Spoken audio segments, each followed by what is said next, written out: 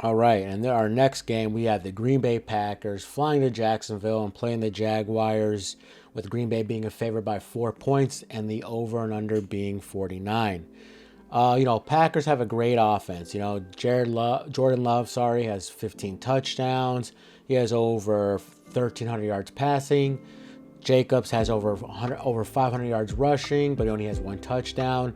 They have solid, good weapons, not great weapons, but good weapons. And Reed, Watson, Dobbs as wide receiver group, and they have tight end at Kraft at tight end.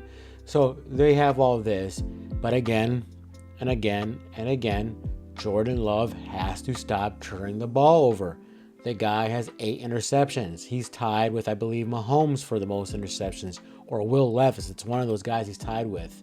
Okay, and the Packers could get away with that against the crappy teams, but you can't really get it that way with the real great teams. Like I said, they needed a game-winning field goal to beat the Houston Texans because Jordan Love likes throwing the ball to everybody else but his damn teammates. Okay.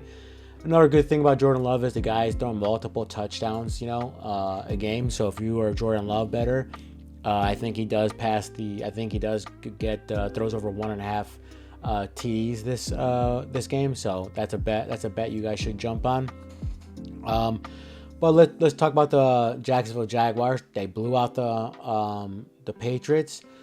Trevor Lawrence is looking like he's getting things rolling, and their new lead running back is Bigsby. He looks way better than Travis Etienne this year, and he has 400 yards rushing and 4 touchdowns on 67 carries.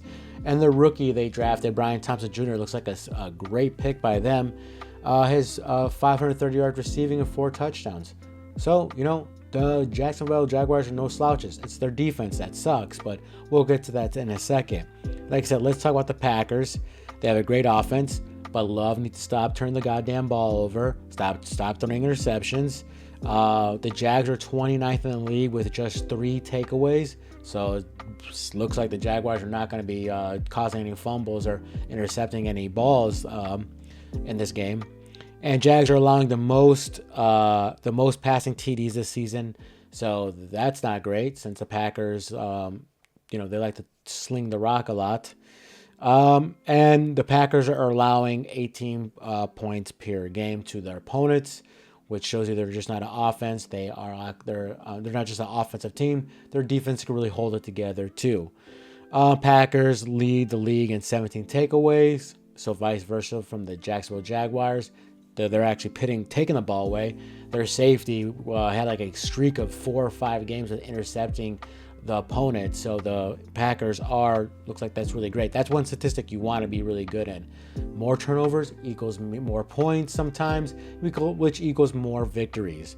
And they're 8-3 against the spread in the last 11 games and 5-1 against the spread on the road in the last 6 road games.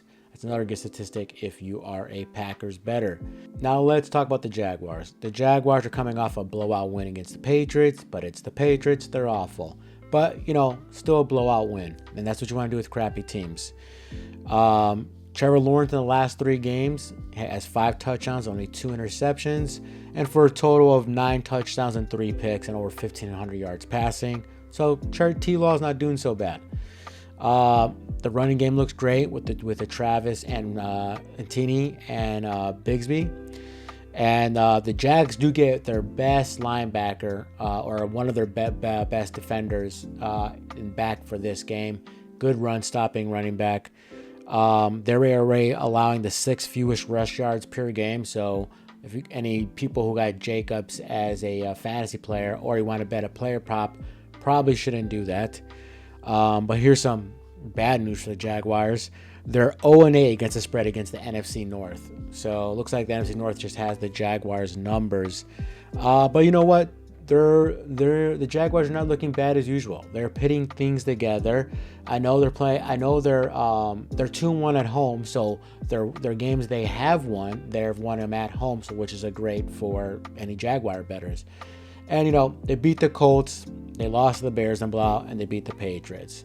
Not too shabby. They only lost to 4 points to the Texans, and they got blown out by the Bills. But there's something going on here. You can see it. They changed the run game to Bigsby, and it looks like it's actually flowing, and it's helping Trevor Lawrence find his receivers. All that being said, I know the Packers look like the smart bet here, but there's something about me that I don't trust this. I can see the Jaguars using the running game a lot and then going over the top and play actions and keeping T-Law on top of his feet. And I also could see the Jordan Love, because the Jaguars don't really get to the quarterback too much. Jordan Love lighting up the Jaguars secondary.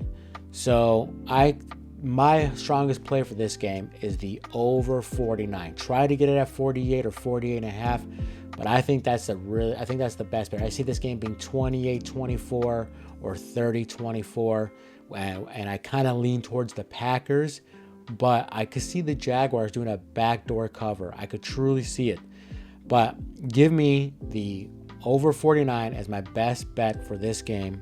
And I also like Jordan Love over 1.5 passing TDs, and even Ingram, the tight end from the Jaguars, over 3.5 or even 4.5 receptions. Because since he's come back, he gets a lot of attention from T-Law. But like I said, my best play for this game is the over 49 points.